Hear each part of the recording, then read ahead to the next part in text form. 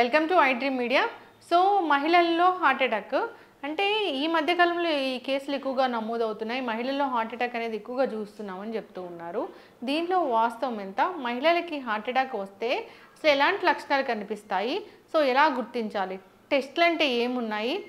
మహిళల్లో heart attack రాకుండా ఎలాంటి జాగ్రత్తలు తీసుకోవాలి? పూర్తి వివరాలు తెలుసుకుందాం. మనతో పాటు ఉన్నారు ప్రముఖ ఇంటర్వెన్షనల్ కార్డియాలజిస్ట్ డాక్టర్ ముఖర్జీ గారు.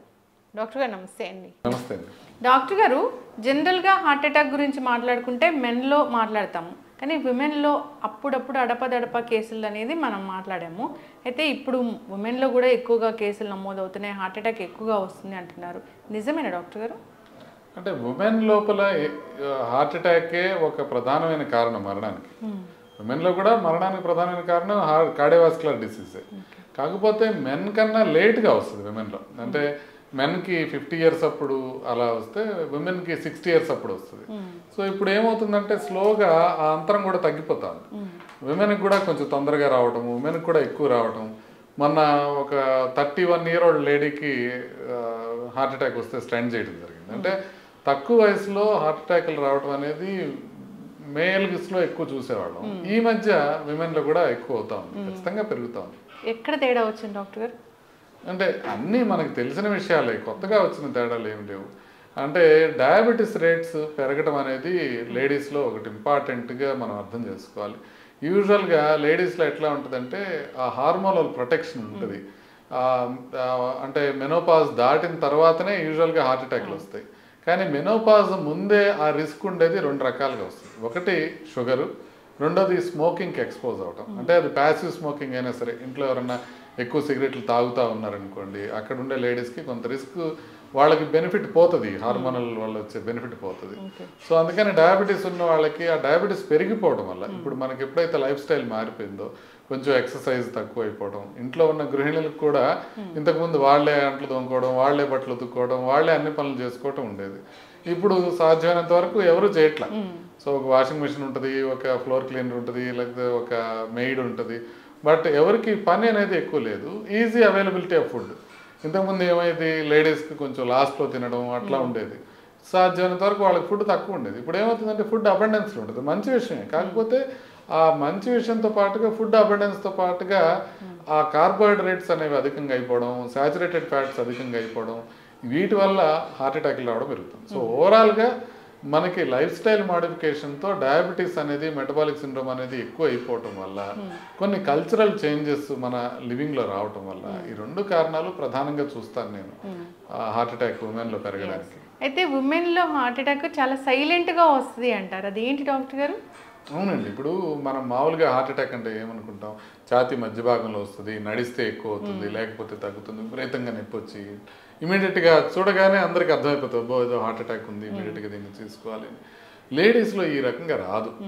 లేడీస్లో ఏ విధంగా వస్తుంది అని అంటే కొంచెం ఆయాసం రావడం, లేకపోతే కొంచెం బ్యాక్ ఏక్ రావడము, కొంచెం గ్యాస్ లాగా రావడము, ఆ సిమ్టమ్సే డిఫరెంట్గా ఉంటాయి. అంటే వాళ్ళు ఎక్స్ప్రెస్ చేయడంలో డిఫరెంట్ అని కాదు, సిమ్టమ్సే కొంచెం డిఫరెంట్గా ఉంటాయి. సో మేల్స్కి వచ్చినట్టుగా అట్లా క్లాసిక్గా రావు, కొంచెం డిఫరెంట్గా వస్తాయి. అందుకనే లేడీస్లో గుర్తుపడటం కష్టం అయిపోతుంది. సైలెంట్ హార్ట్ అటాక్స్ కూడా లేడీస్లో ఎక్కువ. నార్మల్గా సైలెంట్ హార్ట్ అటాక్స్ డయాబెటీస్ ఉన్న వాళ్ళకి, హైపర్ టెన్షన్ ఉన్న వాళ్ళకి, ఏజ్ ఎక్కువ అట్లా ఉంటుంది. అట్లాగే లేడీస్లో కూడా సైలెంట్ హార్ట్ అటాక్స్ ఎక్కువ వస్తాయి. సో దాంతోపాటుగా ఈ లక్షణాలు ఉంటాయి అన్నమాట, డిఫరెంట్గా వస్తాయి కొంచెం. ఎస్పెషల్లీ షుగర్ ఉన్న లేడీస్లో అసలు చాలాసార్లు హార్ట్ అటాక్ వచ్చిందనేది తెలియకపోవచ్చు.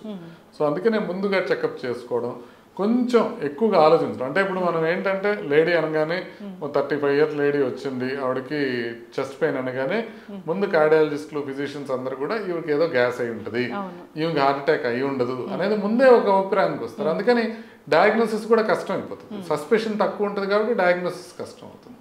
సో అందుకే ట్రీట్మెంట్ కూడా డిలే అవుతుంది. సో లేడీస్లో హార్ట్ అటాక్ వస్తే కనుక వాళ్ళలో ట్రీట్మెంట్ డిలేస్ అనేవి కామన్. దాంతోపాటుగా కొన్ని పరిశోధనలు ఈవెన్ వెస్ట్రన్ కంట్రీస్లో లేడీస్ అనేటప్పటికీ టాబ్లెట్స్ కూడా కరెక్ట్గా వెళ్ళవు, వాళ్ళకి ప్రొసీజర్లు కూడా కరెక్ట్గా జరగవు. యాంజియోప్లాస్టీలు కావచ్చు, స్టెంటింగ్లు కావచ్చు, ఇవన్నీ టైంకి జరగటం కానివ్వండి, పూర్తిగా జరగటం కానివ్వండి, వీటిల్లో ఈ మగ ఆడ అనే అంతరాలు ఈవెన్ అభివృద్ధి చెందిన దేశాల్లో కూడా ఉన్నాయి. ఈవెన్ మన దేశంలో కాకుండా మిగతా దేశాల్లో కూడా ఉన్నాయి. సో అట్లా కొంచెం లేడీస్లో గుర్తుపట్టడం కష్టమే కాకుండా ట్రీట్మెంట్ కూడా కొంచెం కష్టం అవుతుంది. ఓకే. ఇప్పుడు ఈ డయాబెటీస్, ఈ బీపీ ఇలా ఇలా ఉన్న మహిళలు అసలు ఎన్నాళ్ళకి ఒకసారి టెస్ట్ అనేది చేయించుకోవాలి? ఈసీజీ కానీ ఇట్లా గుండెకి సంబంధించిన టెస్టులు కానీ అసలు ఎలాంటి టెస్టులు ఉన్నాయి? అంటే 40 ఇయర్స్ దాటితే లేడీస్ అందరూ కూడా ఒకసారి ఎకో టీఎంటీ అనే 2 టెస్టులు చేయించుకొని చూసుకోవాల్సి ఉంటుంది. అవి కనుక బాగున్నాయి అని అంటే యూజువల్గా ఇమీడియట్గా మనం ప్రమాదం ఉండే అవకాశం తక్కువ. ఈ టెస్ట్లో కూడా ఎట్లుంటాయంటే టీఎంటీల్లో లేడీస్లో ఫాల్స్ పాజిటివ్స్ కొంచెం ఎక్కువగా ఉంటాయి. ఫాల్స్ పాజిటివ్ అంటే ఏంటంటే టీఎంటీ అబ్నార్మల్ ఉంటుంది కానీ యాంజియోగ్రామ్ నార్మల్ ఉంటుంది. అంటే వాళ్ళలో బ్లాక్స్ లేకపోయినా కూడా టీఎంటీ అబ్నార్మల్ వస్తుంది. దీన్ని ఫాల్స్ పాజిటివ్ అంటారు. అది లేడీస్లో చాలా కామన్గా ఉంటుంది. సో అందుకని ఈ టెస్టుల మీద కంప్లీట్గా రిలై కాలేము. బట్ బేసిక్ టెస్టులు అవైతే చేయించుకోవాలి. అది 40 ఇయర్స్ దాటిన తర్వాత అందరూ చేయించుకోవడంతో పాటుగా నొప్పి ఉన్నా, ఆయాసం వస్తున్నా, ఇంట్లో రిస్క్ ఫ్యాక్టర్స్ ఎక్కువ ఉన్నాయి అంటే బీపీ, షుగర్, కొలెస్ట్రాల్ ఇలాంటి risk factors, genetic risk factors ఎక్కువ ఉన్నప్పటికీ కూడా వాళ్ళు కొంచెం ముందే చేయించుకోవాల్సిన 40 ఇయర్స్ దాకా ఆగకుండా ముందే చేయించుకోవాల్సిన అవసరం ఉంటుంది. సో సిమ్టమ్స్ ఉన్నా, రిస్క్ ఫ్యాక్టర్స్ ఉన్నా, 40 ఇయర్స్ దాటినా ఈ 3 సందర్భాల్లోనూ లేడీస్ మెయిన్ ఈ 2 టెస్టులు ఎకోను టీఎంటీ 2 చూసుకుంటే సరిపోతుంది. ఓకే.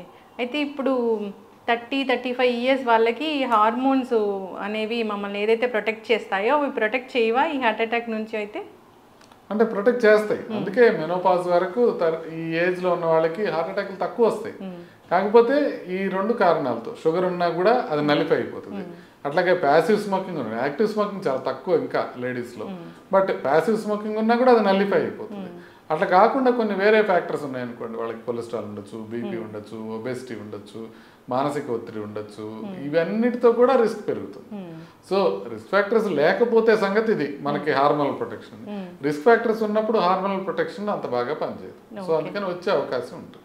ఇప్పుడు ఈ కోవిడ్ వ్యాక్సిన్, కరోనా వచ్చింది, చాలా ట్రీట్మెంట్ తీసుకున్నారు, స్టెరాయిడ్స్ ఇచ్చారు అనేది వీళ్ళకి కూడా వర్తిస్తుందా?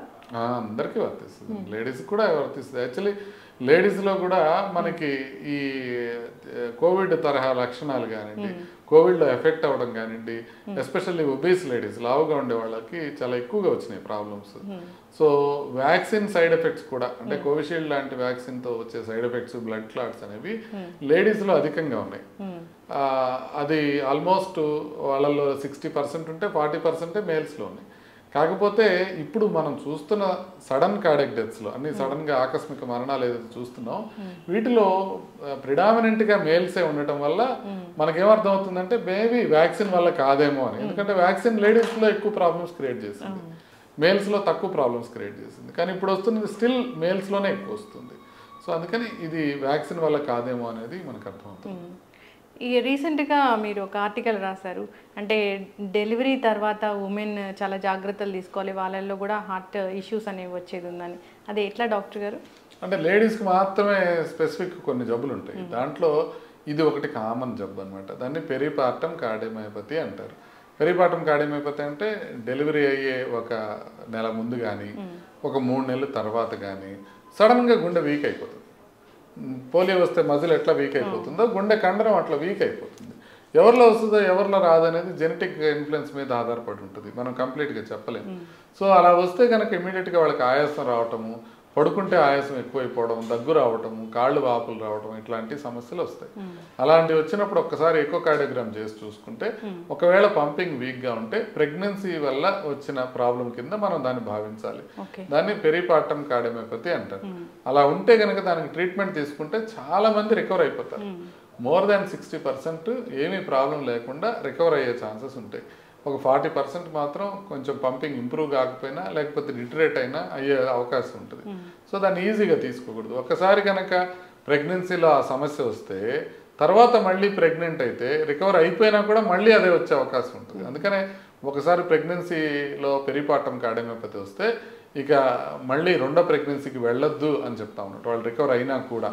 సో అందుకోసమనే రికవరీ అయ్యే అవకాశం ఉంటుంది, బట్ రికవరీ అయిన తర్వాత కూడా వాళ్ళు జాగ్రత్తలు తీసుకోవాల్సిన అవసరం ఉంటుంది. ఎస్.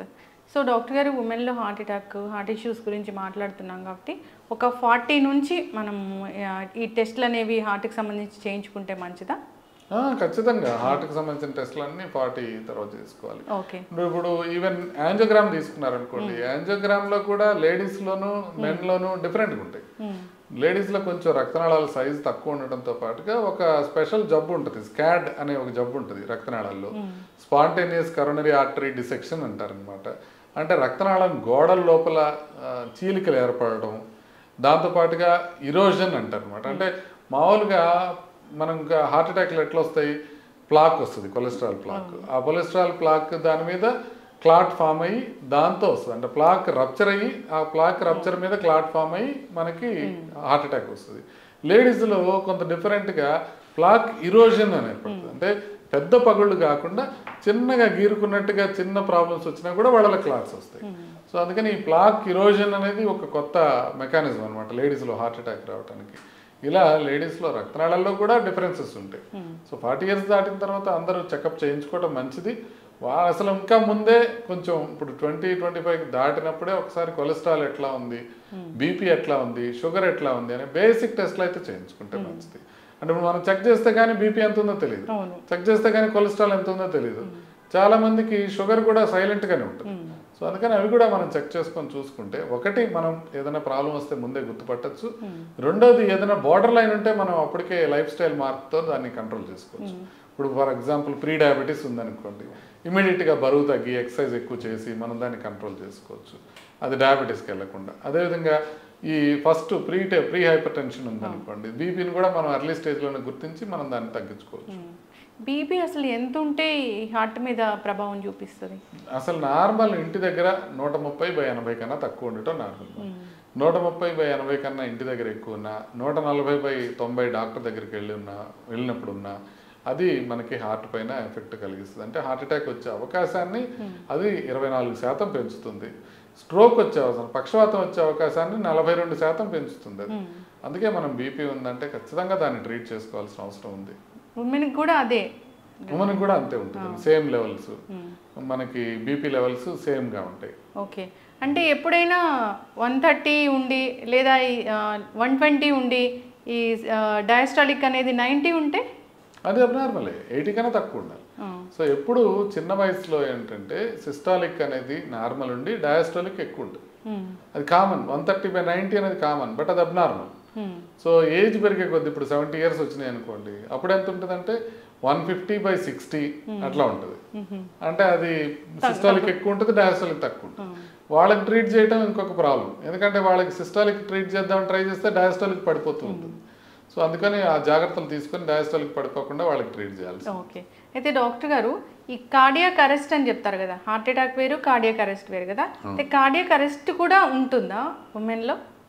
కార్డియాక్ అరెస్టే కదా సార్, ఉమెన్లో కూడా ప్రధానంగా చనిపోయే అవకాశం కార్డియాక్ అరెస్ట్. అంటే సడన్ గా ఒక 6 minutes ముందంతా మంచిగా ఉంటారు, అప్పటికప్పుడు హార్ట్ ఆగిపోవడం అట్లా జరుగుతుందా?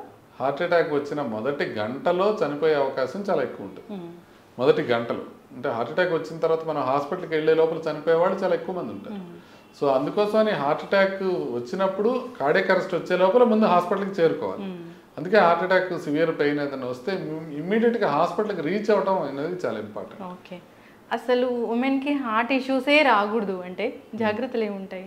మెన్ ఏ విధమైన జాగ్రత్తలు తీసుకోవాలో ఉమెన్ కూడా అదే జాగ్రత్తలు తీసుకోవాలి. అంటే ఆహారం విషయంలో జాగ్రత్తలు తీసుకోవటం, బరువు జాగ్రత్తగా మెయింటైన్ చేసుకోవటం, వ్యాయామం రెగ్యులర్గా చేసుకోవటం, మనం మానసిక ఒత్తిడి తగ్గించుకోవటం, నిద్ర సరిగ్గా పోవటం, ఇవి ఏదైతే మగవాళ్ళలో ఉపయోగపడతాయో అదే లేడీస్లో కూడా ఉపయోగపడతాయి. సో కాకపోతే ఓన్లీ అడ్వాంటేజ్ ఏంటంటే ఇప్పుడు దాకా లేడీస్కి వ్యసనాలు చాలా తక్కువ, ఇండియాలో వ్యసనాలు తక్కువ ఉంటాయి లేడీస్కి. దానికి తోడు కొంత పని కష్టపడి పని చేస్తారు మెన్ కన్నా కూడా. ఇప్పుడంతా అదే మనం అనుకున్నట్టుగా తగ్గిపోతూ ఉంది. సో అందువల్ల కొంత సహజ సిద్ధమైన అడ్వాంటేజెస్, హార్మోనల్ అడ్వాంటేజ్ కాకుండా ఈ అడ్వాంటేజెస్ కూడా ఉంటాయి. ఎప్పుడైతే ఇప్పుడు కొత్తగా విమెన్ వేపింగ్ చేయడం మొదలుపెట్టారో, స్మోకింగ్ చేయడం మొదలుపెట్టారో, ఆల్కహాల్ అనేది ఎప్పుడైతే ఆ అప్పర్ సోషియో ఎకనామిక్ గ్రూప్స్లో కామన్ అయిపోతుందో లేడీస్లో, అప్పుడు మనకి ఈ అడ్వాంటేజెస్ అన్నీ పోయే అవకాశం ఉంటుంది. ఓకే. అయితే సిటీ కరోనరీ యాంజియో అని ఆ మధ్య ఎక్కువగా విన్నాము, అది ఒకసారి చేయించుకుంటే 3 ఏళ్ల వరకు భయం లేకుండా ఉంటుందా డాక్టర్ గారు? సిటీ కరోనరీ యాంజియోగ్రామ్ నార్మల్ ఉంటే 5 ఏళ్ల వరకు యూజువల్గా పెద్ద పట్టించుకోవాల్సిన అవసరం ఉంటుంది. సో యూజువల్గా సిటీ కరోనరీ యాంజియోగ్రామ్ నార్మల్ ఉంటే ఈ ప్రాబ్లం వచ్చే అవకాశం తక్కువ. కాకపోతే అట్లనే సిటీ కరోనరీ యాంజియోగ్రామ్లో కాంట్రాస్ట్తో పాటు రేడియేషన్ కూడా ఉంటుంది. సో అందుకని రెగ్యులర్గా అవసరం లేదు, భయపడి చేసుకోవాల్సిన అవసరం లేదు. ప్రెగ్నెన్సీలో చేయకూడదు. సిటీ అనేది చాలా డేంజరస్. సో అందుకోసమని మనం చాలా జాగ్రత్తగా చూసుకొని ఒకవేళ అవసరం అనుకుంటే చేసుకోవచ్చు సిటీ కరోనరీ. ఎస్, చక్కటి ఇన్ఫర్మేషన్ డాక్టర్ గారు. ఉమెన్ తన హెల్త్ గురించి తాను ఆలోచించుకోవాలి. సో ఎప్పుడైనా ఉమెన్ ఎలా ఉంటారంటే ఇంట్లో అందరి హెల్త్ గురించి ఆలోచిస్తారు కానీ తను ఒక టెస్ట్ చేయించుకోవాలన్నా చేయించుకోరు. సో ఫోకస్ పెట్టాలి హెల్త్ మీద. ఖచ్చితంగా తను కూడా హాస్పిటల్కి వెళ్ళాలి, టెస్టులు చేయించుకోవాలి. డాక్టర్ని సంప్రదిస్తే తెలుస్తుంది అసలు అవసరమా లేదా అనేది. ఇప్పుడు దాకా లేడీస్ ఎట్లుంటుందంటే మనకు బ్రెస్ట్ క్యాన్సర్ ఉందా లేదా, లేకపోతే ప్యాప్ స్మియర్ చేయించుకున్నావా లేదా, దీని మీద కాన్సన్ట్రేషన్ ఉంటుంది కానీ హార్ట్ చెకప్ చేయించుకున్నావా లేదా అనే కాన్సన్ట్రేషన్ ఉండదు. ఇప్పటి నుంచి అది కూడా జాగ్రత్తలు తీసుకుంటే బాగుంటుంది. చక్కటి ఇన్ఫర్మేషన్ డాక్టర్ గారు, ఫాలో అవ్వాలని కోరుకున్నామండి. నమస్తే. Sir, one life lesson what medicine has taught you. Whatever you can do without expecting. But I really believe మన పాజిటివ్ యాటిట్యూడ్ ఉంటేనే మనం ఏదైనా సాధించగలం. గట్ ని మనం కరెక్ట్ గా డీల్ చేసినట్లయితే అది మనకి పాజిటివ్ హార్మోన్స్ ని రిలీజ్ చేస్తుంది. షుగర్ వచ్చిన వాళ్ళ పరిస్థితి ఏంటి? పొట్ట దగ్గర పెరిగితే దాన్ని ఆండ్రాయిడ్ అంటారు, ఆండ్రాయిడ్ ఫోన్ కదా. అసలు థాట్స్ ఎందుకు వస్తాయి? బ్రెయిన్ డెడ్ అంటే దానికి ప్రపంచం అంతా కూడా కొన్ని నిర్దిష్టమైనటువంటి లక్షణాలు. మానసికంగా ధైర్యంగా ఉంటే క్యాన్సర్ చేయించవచ్చు. You are a doctor for a cause sir, అంతే. వాళ్ళకి వచ్చిన ఆదాయం కాకుండా ఫ్రీ సర్వీస్ ఎంతమందికో చేస్తుంది. And don't forget to subscribe to iDream. And for more videos, Please subscribe to iDream. Please subscribe to iDream. Please subscribe iDream. And please subscribe to iDream. For more videos, subscribe to iDream. please like, share and subscribe to the channel. Congratulations, iDream. Subscribe to iDream. Subscribe to iDream. So subscribe to iDream Media. iDream ki iDream team andarki huge congratulations. Please subscribe iDream Media. Please subscribe to iDream. Subscribe iDream. Please subscribe to iDream. iDream అంటే నా కళల channel subscribe చేసుకున్న నోరు తిరుగుతలేదు, మీరైతే గంట గుర్తు కొట్టండి. For more such videos, please subscribe to iDream. Subscribe to iDream. Please subscribe to iDream. Please subscribe iDream Media. Please do subscribe to iDream. Please subscribe to iDream Media. For best entertainment and information, please subscribe iDream.